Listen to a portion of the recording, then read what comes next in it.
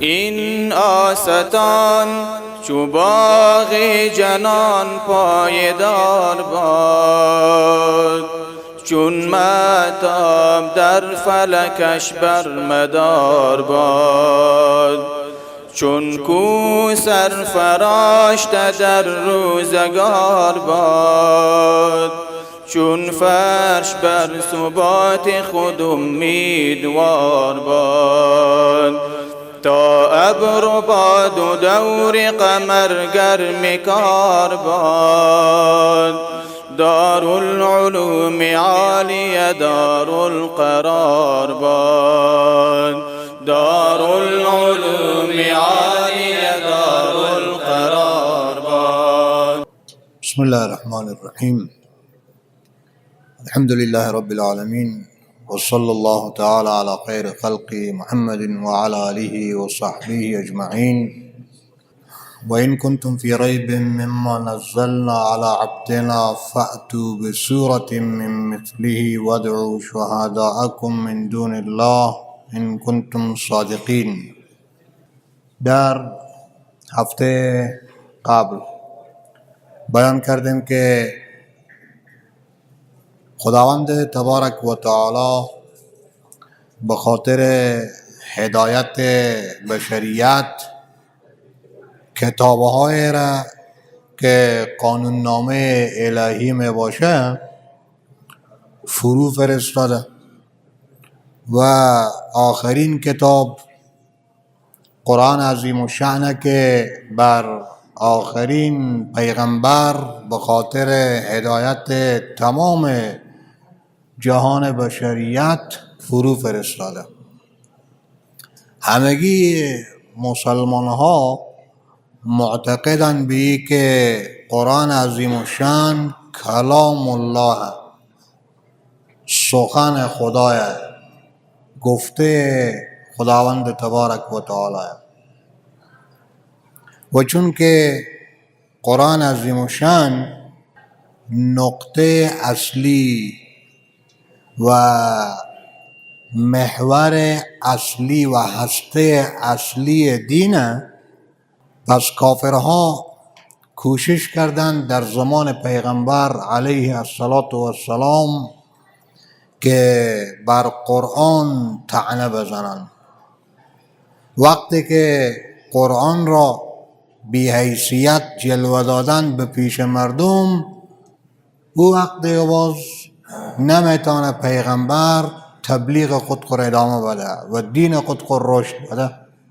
بی وسیله که نسبت به پیغمبر علیه السلام ساحر بودن، شاعر بودن و کاهن بودن همه کردن که این گفته شاعره، این گفته ها گفته کاهن های و این گفته ساحرها می باشه. یعنی قرآن را گفته محمد علیه السلام و در عین حال چون خیلی بلیغه، چون خیلی فصیحه، پس این گفته شاعره، این گفته کاهن و ساحره. بلکه گاهی اوقات اینطور میگفتن که محمد علیه السلام به پیش فلان نفر آهنگر یهودی میشینه، با ای که ایشان سواد نداره ولیکن او یهودی بعض جملات را القا میکنه و میگه به این شخص، یعنی به محمد علیه السلام، لحاظا قرآن محمد یعنی کلام همون یهودی که القا میکنه بر او و می اندازه بر او. لیکن خداوند تبارک و تعالی از همو اول جواب می فرماید که تنزیل من رب العالمین انه لقول رسول کریم وما هو بقول شاعر قلیلا ما یؤمنون ولا بقول کاهن قلیلا ما تذکرون تنزیل من رب العالمین. این گفته شاعر نیه. این کتاب کاهن که کاهن باشه و فالبین باشه گفته او نمیتونه باشه، بلکه این تنزیل فرستاده شده از جانب پروردگار بر محمد مصطفی علیه السلام. لسان الذی یلحدون الیه اعجمی، زبان او نفره که پیغمبر را به نشست و برخاست با او نسبت میدن و میگن که قرآن را پیغمبر از این شخص گرفته، عجمیه. خو و هذا لسان عربی، این خو زبان عربی میباشه. اعجمی و عربی، آیا ایتان میشه که یک عجم بیا به این اندازه فصاحت و بلاغت که به حد اعجاز برسه بگه؟ این خود شده نمیتونه. پس به او زمان هم همین فتنه ها بوده، همین مقابله ها با پیغمبر علیه السلام بوده که ما قرآن را به عنوان کتاب الله قبول نمی کنیم. امروز هم به ظاهر اسلام ولیکن در حقیقت زندیق و مرتد به نام روشنفکر گروه می باشه که شهیق و نهیق حمارانه خودخواه بالا میکنن. چی میگن؟ که خود قرآن یکی از آیات اویه، در او آمده که انه لقول رسول کریم. همین قرآن عظیم الشان گفته رسول و فرستاده کریم و بزرگواره می باشه. یعنی به گفته او خدا گفته که این قول و این گفته رسول می باشه. پس در نتیجه قرآن عظیم الشان گفته پیغمبر، گفته و کلام محمد علیه السلام. ما ای را به عنوان کلام الله میگه قبول نداره. معاذ الله. امام طحاوی چی میفرماید؟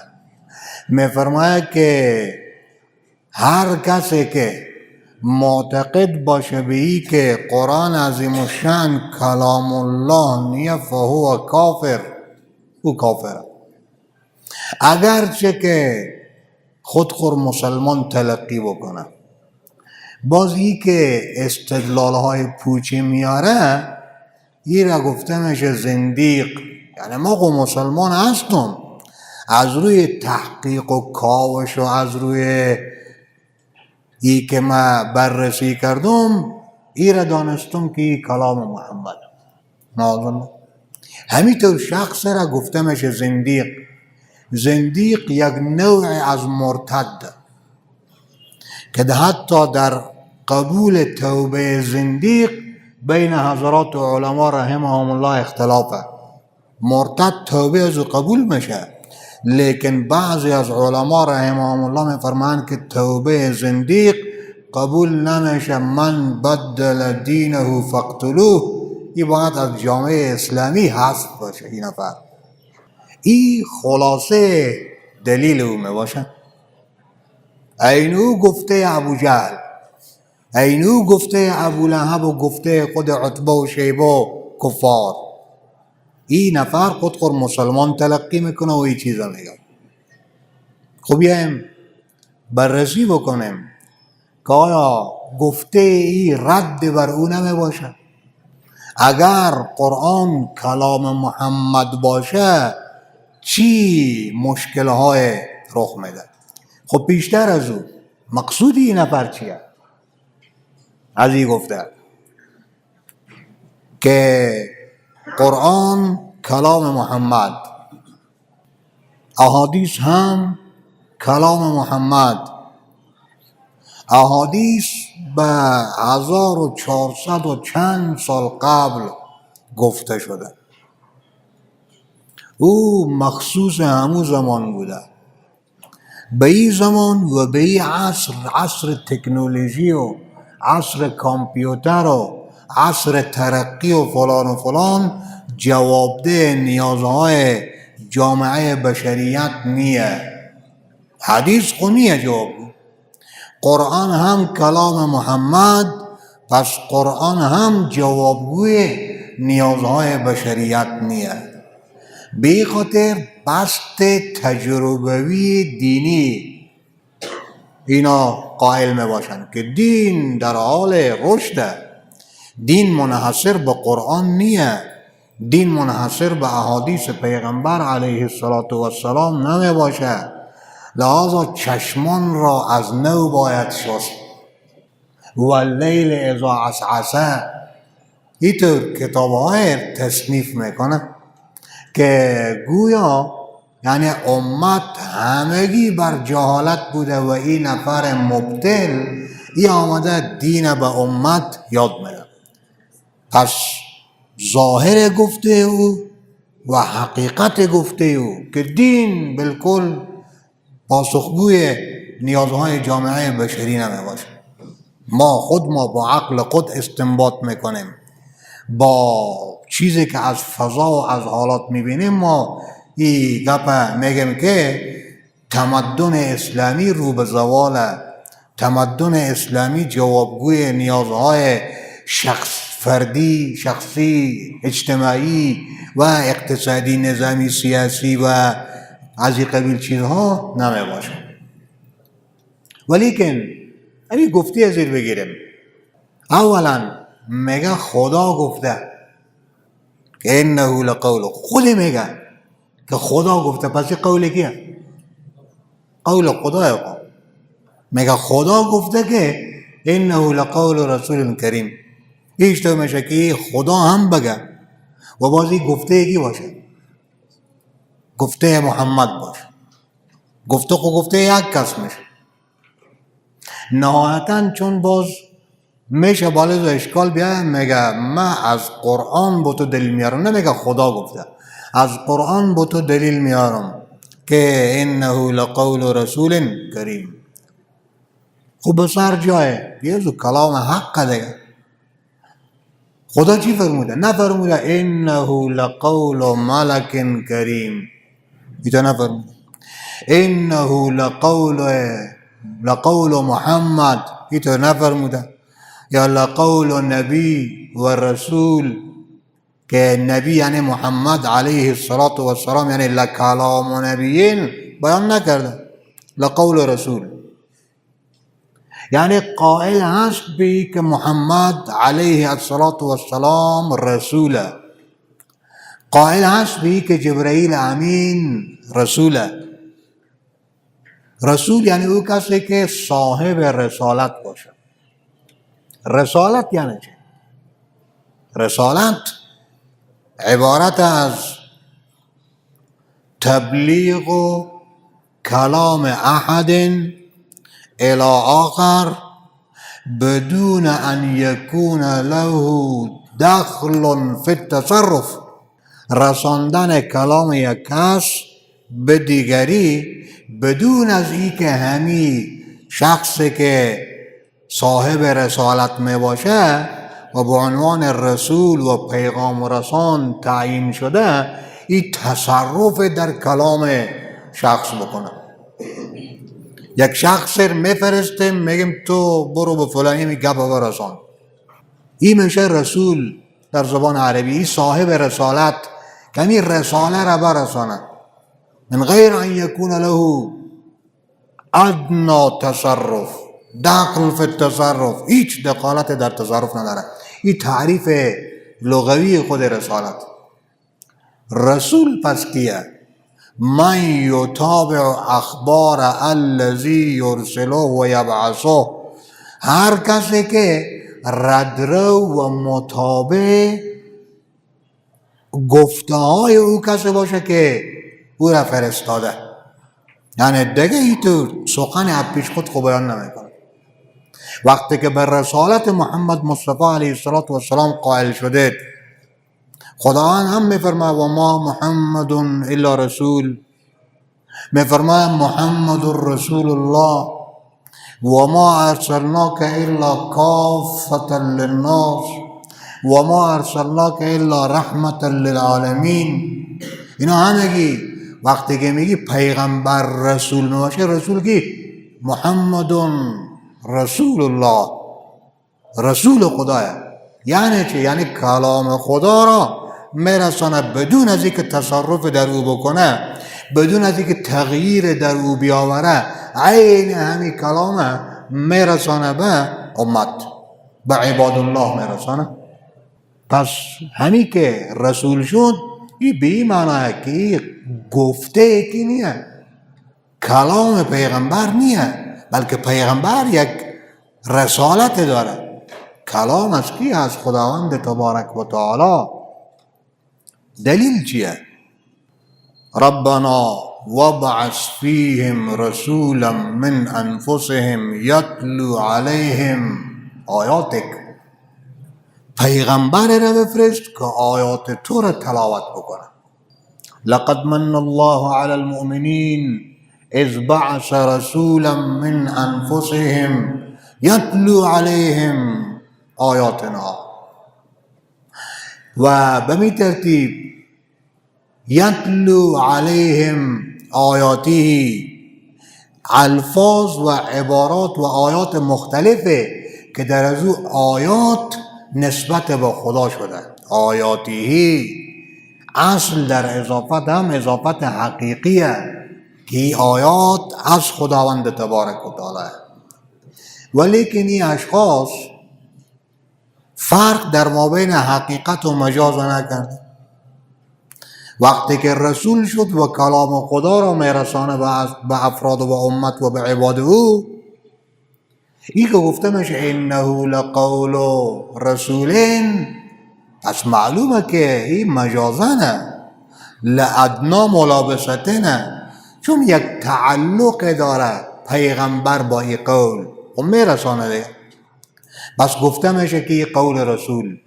اینطوریه که این کلام کی باشه؟ رسول باشه. کلام رسول نه، کلام از خدا، ولیکن قول که میرسانه این قول کیه؟ قولیه که از جانب پیغمبر رسانده میشه به امت، زیرا رسول خود او بیان می چیزه میکنه. و دیگه ای که رسول خود جبرائیل امین هم رسوله، یعنی خداوند تبارک و تعالی بر فرشته هم اطلاق رسول کرده، پیغمبر هم رسوله. این که میفرماید انه لقول رسول، مراد تو از رسول کیه؟ آیا تو را گفته پیغمبر میدانی یا گفته فرشته میدانی؟ کلام پیغمبر یا کلام فرشته؟ خب برای هر دو اطلاق رسول شد. معلوم نیه. به هر صورت که باشه، خداوند تبارک و تعالی میفرماید لو کان من عند غیر الله، اگر قرآن عظیم و شان از جانب غیر خدا می بود، لوجدوا فیه اختلافا کثیرا، تناقضات بسیار زیاده در این کتاب موجود می شد که به یک جا یک چیز گفته، به جای دیگر چیز دیگر گفته. حالان که هیچ تناقض، هیچ تضاد در مابین اقوال پروردگار، یعنی در آیات قرآن عظیم و شان نسبت به دیگری نمی باشه. تناقض حقیقی، او چیزی که عقل ما و شما ندانه، معنی ازور، مصداق او را، مفهوم و حقیقی ازور، گاهی اوقات به ذهن ایتو میرسه که البته این آیه باید تناقض داره. نه، لوجدوا فیه اختلافا کثیرا. و دیگه ای که همین کافرها میگفتن که پیغمبر شاعره، پیغمبر کاهنه و این گفته اوه. خداوند تبارک و تعالی میفرماید پیغمبر کاهن و ساحر و شاعر نیه، پیغمبر رسوله. محمد رسوله، محمد شاعر و کاهن و فلان نیه. و ما هو بقول شاعر و ما هو بقول کاهن. پس خداوند رد میکنه که گفته محمد باشه، محمده که شما او را معاذالله کاهن و ساحر و فلان میدانید. نه. و اگر قرآن عظیم و شان کلام محمد باشه چی مشکلات بروز میکنه؟ یک، پس فرق در مابین قرآن و حدیث چی شد دیگه؟ ما میگیم که قرآن حدیث، تو هم میگی قرآن حدیث، فرق چیه در مابین قرآن و حدیث؟ ما خود تعریف حدیث ایتو میکنیم که قول پیغمبر، فعل پیغمبر، تقریر پیغمبر علیه الصلاة والسلام، و میگیم قرآن کلام الله، این کلام محمد و این کلام کیه؟ الله. این کلام غیر مخلوقه، این کلام مخلوقه. این کلام غیر حادثه، این کلام که از حادثه. ما خود میگیم تو چی تعبیر داری از قرآن؟ قرآن ایشو تعریف میکنی، قرآن چیه؟ اگر بگی کلام محمد او حدیث شده دیگه. ای که پس در این صورت وقتی که قرآن کلام محمد باشه باید معجزه نباشه دیگه. قرآن باید معجزه نباشه. مثل که کلام محمد مصطفی علیه السلام احادیث پیغمبر خو معجزه نیه، مثل او را کسی آورده میتونه؟ نهایتاً به او گفته میشه موضوع. گپ پیش خود یار کرده. یک سخنه که پیامبر نفرموده گفته او را نسبت میده به نبی الله علیه السلام، مثل او خود گفته میشه. حالان که و این کنتم فی ریب مما نزلنا علی عبدنا فأتوا بسورة من مثله، تو مثل یک سوره از قرآن عظیم و شان تو بیار. پس اگر کلام محمد باشه معجزه نیه، این یک کفر دیگه. اگر کلام محمد باشه پس خواندن از او در نماز باید صحیح نباشه، زیرا در نماز باید قرائت باشه، کلام الله باید خوانده باشه. این خود کلام محمده. خب فرق چرا نمیتونه بخوانی که انما الاعمال بالنیات انما لامرئ ما نوی؟ این چیزها، این احادیث چرا نمیتونی بخوانی در نماز؟ اگر این کلام کی باشه؟ محمد باشه. او هم کلام محمد. فرق چیه؟ اولا خود نمازی اشخاص صحیح نیه، کافره، زندیقه که بالکل نماز میخوانی پس تو همی احادیث بخوان دیگه. داخل ناظری هم کلام محمد و هم کلام محمد. به همین ترتیب حضرات علما رحمهم الله میفرمایند که اگر قرآن عظیم و شان کلام نبی الله علیه السلام باشه پس در این صورت این یک گفت غلطی دیگه و یک گفته خطرناک دیگه. باید که همین صحابه همگی بر غلطی رفته باشه. معاذالله امت از اون پیغمبر خدا علیه السلام گرفته تا به حال همگی بر غلط رفته باشن، قرآن ندانسته باشن. ما میگیم و بیان میکنیم که قال الله، خدا گفته، تو میگی قال محمد گفته. ما میگیم قرآن عظیم الشان کتاب الله المکتوب فی المصاحف المنقول عنه نقلا متواترا بلا شبهه المنزل من جانب الله. تو میگی نه، همین را کی میگه؟ هم میگی سلف صالحین میره میگن. پس این بیمانه که حتی تعریف قرآن عظیم الشان ای امت ندانسته، صحابه ندانسته، تابعین ندانسته، تابع تابعین ندانسته، این علما و مجتهدین ندانسته. فقط یک نفر سیکولاره که مجله زمینر چاپ میکنه همو دانسته که این کلام محمده. یعنی از مابین همه گیز اینا این شد فرد نخبه، این شد فرد مبتکر و عقل کل که ای دانسته. به می ترتیب اگر قرآن کلام محمد باشه پس احتیاج به انزال چیه؟ خدا چی می فرماید؟ انا انزلناه فی لیلة القدر وننزل من القرآن ما هو شفاء ورحمة للمؤمنين تنزیل من رب العالمین. و کلام مثلا کلام ما احتیاج به چیه که خداوند دور نازل بکنه؟ کلام محمد علیه السلام تو میگی، پس احتیاج به انزال چیه که خداوند دور فرو بفرسته؟ انما الکلام لفی الفؤاد، گپ خو به دل هست دیگه نه؟ اگه تو بگی که خداوند خالقه، خداوند خالق گپا هم است، پس فرق در مابین یک نفر دیگه و محمد علیه السلام چی شده؟ زیرا خداوند تبارک و تعالی همین گفته را در قلب این شخص هم نازل میکنه، در قلب این شخص هم نازل میکنه، در قلب این شخص هم، در قلب این شخص هم. اگر به اعتبار انزال علی محمد بگیریم، پس کلام همه باید کی باشه؟ قرآن باشه. زیرا خداوند انزال میکنه، خداوند فرو میفرسته. و به همین ترتیب احتیاج به تکرار چیه دیگه که لب بجنبانه پیغمبر خدا علیه السلام؟ گپ شما از یاد شما میره؟ نه. گپ شما از یاد شما میره؟ نه. پس احتیاج به تکرار چیه که من میتونم لب بجنبانم که این کلام از یاد من نره. گفته کسی دیگر ما بخوایم ازبر بکنیم، ازبر میکنیم دیگه، نه کتاب چپتر ازبر میکنیم تا ای که گفته دیگه کسی ما کلام حضور فراموش نکنیم دیگه. گفته خود کسی ازبر نمیکنه، گفته خود از چیه؟ ازبر. حالا که خدا چی میفرماید؟ خدا میفرماید لا تحرک به لسانک لتعجل به ان علینا جمعه و قرآنه ثم ان علینا بیانه. لازم نیه پیغمبر علیه السلام هنگامی که جبرئیل امین تشریف فرما میشه بر شما و به قلب مبارک شما میاندازه آیات مرا، شما لب بجنبانید و تکرار بکنید تا ای که از یاد شما نره. نه، لا تحرک به لسانک لتعجل به ان علینا جمعه و قرآنه.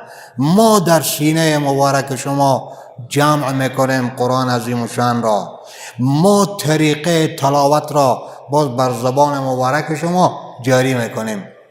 جرا کلام خود کسی از بر نمیکنه یا ای که تکرار نمیکنه. به می ترتیب اگر قرآن عظیم و شان کلام محمد می بود، پس باید محمد علیه السلام عالم الغیب می بود، باید عالم الغیب می بود.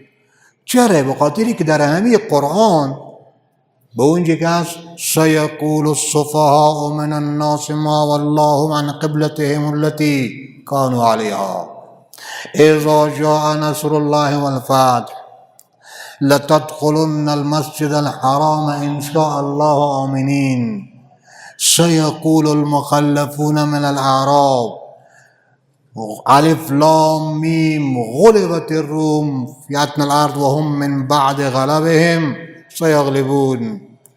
و خیلی از خود غیبوبات کونیه را خداوند تبارک و تعالی در این قرآن ذکر. ما خود میگیم که قرآن عظیم شان کلام الله، خداوند عالم الغیبه، تو میگی کلام محمده، پس باید محمد علیه السلام عالم الغیب باشه.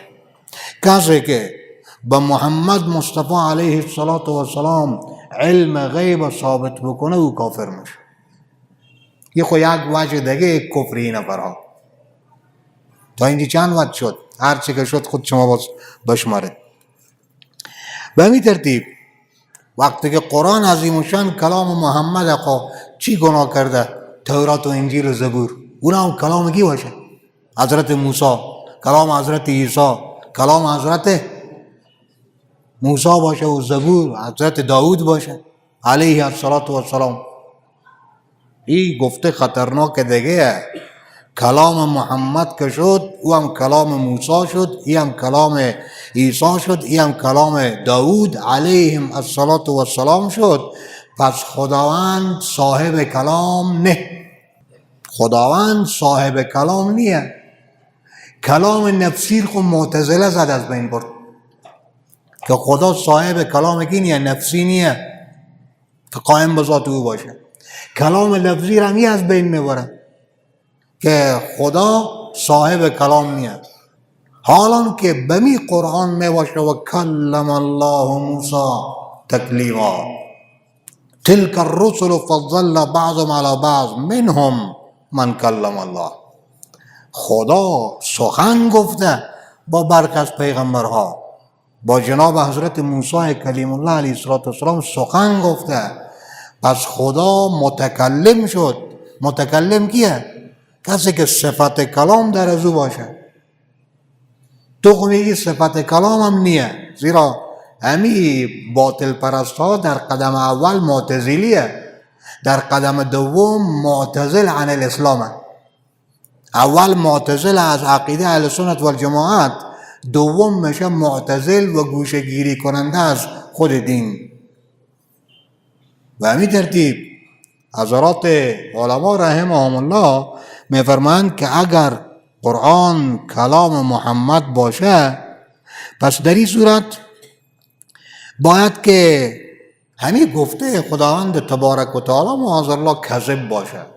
و این استعجرک احد من المشرکین فاجره حتی یسمع کلام الله، تا ای که کلام خدا رو بشنوه. تو خو میگی که کلام ای از محمد، از خداوند نیه، پس این کلام الله چی معنا داره؟ کلام الله از چیه؟ پس معلومه که از برای خداوند کلام هست، خداوند متکلم هست، با پیغمبرهای خود سخن گفته. همون سخن را به وسیله جبرائیل امین علیه السلام به این امت و یا به هر امت دیگه میاره. و همچنین آیات قرآن عظیم و شان به کرات و مرات این چیز بیان میکنه که خداوند تبارک و تعالی به اساس همی که قرآن عظیم و شان کلام اویه و اینا در برابر خداوند تبارک و تعالی تمرد کرده، گفته رسول او را که کلام او را میرسانند نمیشنوند، اونا را عذاب داده. پس اگر کلام یک شخص باشه، و پیشتر ما گفتیم که در این صورت باز فرق نیه در مابین محمد علیه السلام و جبرئیل علیه السلام و افراد دیگه. انزال هم خو تو میگی که به قلب هر کس، ما میگیم به قلب هر کس، پس گفته هر کس باشه که ای منزل من جانب الله و منزل من جانب الله. پس باید که همون طوره که به اساس عدم اطاعت از پیغمبر خداوند تبارک و تعالی یک کس را عذاب میکنه، باید که به اساس عدم سماع گفته ما و تو هم عذاب بکنه. اگر به اساس سماع گفته ما و تو عذاب نمیکنه، پس به اساس عدم سماع و عدم اطاعت گفته نفر بالاتر هم که تو هیچ فرق در مابین محمد علیه السلام و ما نوردی، بلکه خود از پیغمبر علیه السلام بالاتر گرفتی، باید که به اساس عدم اطاعت گفته پیغمبر علیه السلام هم باید که کسی را عذاب نکنه. لحاظا این همه اشکالاتیه که بر گفته خود سکولارها که در حقیقت زندیق میباشند، از دایره اسلام بیرون میباشه، بر گفته خود از اینا این اشکالات وارد میشه. گاهی اوقات معاذ الله میگن که قرآن عظیم و شان گفته چی؟ گفته هنوز خوبه. خوابهای کیه؟ انبیاء. خوابه، قال خواب. اگر خواب بگیریم به گفته این نفرها، خواب یعنی توهم. به گفته این نفرها خیالاته، توهماته. لحاظا نباید که زندگی خود ما بر توهمات بنا بکنه، بر توهم باید بنا نکنه. و از گفته نیکلسون یکی همون کسی که به خود مثنوی شریف تصریح کرده فلان است قرآن خوابهای انبیا، حالان که نسخه چیه؟ است قرآن حالهای انبیا، حالات حضرات انبیا علیهم السلام بیان کرده تا ای که به ما و شما درس باشه، پند باشه، از امتهای سابقه اقتدا و اهتدای باشه به وسیله اطاعت از پیغمبرها و راه و روش پیغمبرها علیهم السلام. خدا فرموده که ما همین رؤیا را به تو نشان ندادیم مگر اینکه رؤیا را فتنه مردم قرار دادیم. آیه مبارکه مضمون یعنی این قرآن معاذالله از این دلیل میگیره. این یک آیه مبارکه که در مورد یک رؤیایی که خداوند پیغمبر خدا علیه السلام دیده. رؤیا چیه؟ که ما میریم به مسجد حرام طواف میکنیم، همین تو خواب پیغمبر علیه السلام دیده. اصحاب مبارکم که چندین ساله که مهاجرند از خود مکه مکرمه، از وطن اصلی خود، نه اگر امسال بریم همون موضوع حدیبیه پیش میاد، باز به پیشروی مسلمان ها را میگیرن کفار، نمیگذارن امسال برین، همون صلح که میشه امسال برید سال بعد بیاید.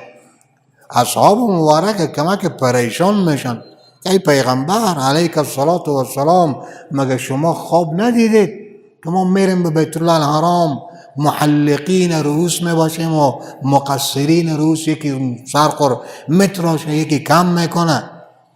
همین خود ازی یک کمک وسوسه در قلوب به وجود میاره. نیشتو شد خواب پیغمبر خو حقه، اینجا خو تثبیت نشد.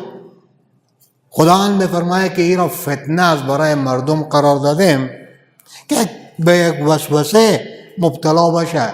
ولیکن پیغمبر چی میفرماید؟ من کی گفتم به شما که ما امسال میریم به عمره؟ ما نگفتم، من خواب دیدم که میریم، لیکن من نگفتم که امسال، تایی که به ذهن شما کدام چیز خطور بکنه. و حتما میریم. آیه نازل میشه لتدخلن المسجد الحرام ان شاء الله آمنین محلقین رؤوسکم و مقصرین لا تخافون. این خود نسبت به ایه، به این خواب پیغمبر، یک آیه نسبت به این که خواب پیغمبر حقه، خواب پیغمبر میباشه وحی و در ازو هیچ دروغی نیه معاذالله و حتما واقع میشه. این خود نسبت به این واقعه. از این آیه مبارکه اینا دلیل میگیره که پس برو همگی قرآن عظیم و شان خواب انبیاء، خواب پیغمبر معاذالله، بلکه گاهی اوقات اینطور زمزمه های شنیده میشه معاذالله از اینا که اینها آیات شیطانی معاذالله، یعنی شیطان القا میکنه، توهمه به خیال یک کس میاد و توهم به خیال تو هم بیانه. پس تو هم باید که همون توهمات خود مجموعه ازور نوشته کنی قرآن معاذالله، حالان که اینا همگی سبب خروج یک نفر از دایره ایمان میشه. به امیدی که خداوند تبارک و تعالی همگی ما و شما را از فتنه های آخر زمان مسئول و محفوظ نگه داره و هر کسی را که به نام انجمن، به نام حزب، به نام فلان و فلان تشکیل میده و دم از اسلام میزنه بیشتر سنجش عمیق نسبت به او بشه تا ای که خدای نکرده ناخود آگاه به دام کفر و به دام الحاد نفتکم. و صلی الله تعالی علی خیر خلقه محمد و علی آله و صحبه اجمعین. حاصلی که مسئله فقهی اگر شوهر چرسیه و بعد از اینکه خانم با او مشاجره میکنه میگه اگر من دوباره چرس کشیدم تو بر من 3 طلاق باشه و یا حرام هستی، آن مرد دوباره عمل چرس انجام میده. خب اگر گفته باشه تو 3 طلاق میشه، مغلظه میشه و باید که شوهر جدید بگیره. شوهر جدید هم اختیار خود طلاق میده، خوب نمیدنه، یا وفات بکنه بعد از او باز که طلاق داد یا وفات کرد شوهر دوم، در صورتی که دخول بکنه جماع بکنه، در اون صورت باز پس میتونه بعد از سپری شدن عده با شوهر اول خود نکاح جدید و مهر جدید انجام بده. اگر حرام هستی او دیگه باز یک طلاق باین میشه. 11 مرتبه ذکر لا اله الا الله که بعد از نمازهای فرض میگویند چی حکم دارد؟ كنت اعرف انصراف صلاة رسول الله صلی الله علیه و سلم بذکر. و باب ذکر بعد از صلات جناب حضرت امام بخاری رحمه الله منعقد میکنه که ذکر بعد از نماز خوبه دیگه، ولیکن لازم گرفتن از اون. این نسخه طبیب روحیه، لازم نگیره، لیکن گفتن از اون چی مشکل داره؟ دنیا که بدعت باشه یا دیگه باشه، کار نیکه، کار مستحبه. اگر شخصی با خاله همسرش فعل زنا گرفتار شود، آیا همسرش طلاق می شود یا خیر؟ با خاله همسرش، همسر از خود ایتنیه که طلاق بشه، طلاق نمیشه. بالکل ایتنیه که بیا حرمت مصاهره و فلان ثابت بشه، چیز نیست. گناه انجام داده، گناه کبیره، در صورتی که باید تثبیت بشه به وسیله مراجع قضایی یا خود اقرار بکنه به وسیله 4 شاهد، همه مراتب بره، او حد بالزمیه. اگر حد نیامد خود توبه استغفار به نزد پروردگار بکنه، گناه کبیره منه صورت گرفته. و صلی الله تعالی علی خیر خلقه محمد و علی آله و صحبه اجمعین.